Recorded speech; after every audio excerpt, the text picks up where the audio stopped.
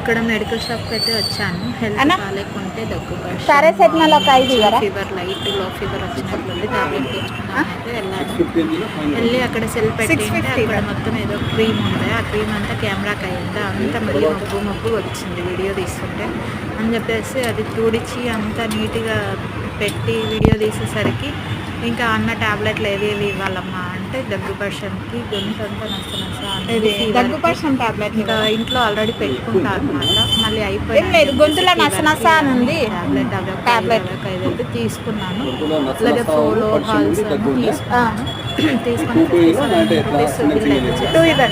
వేసి ఇంకా మళ్ళీ షాప్కి అయితే వచ్చేసాను. షాప్కి ఒక 5 హాల్స్ అయితే ఇడ్లీ తెచ్చుకున్నాను.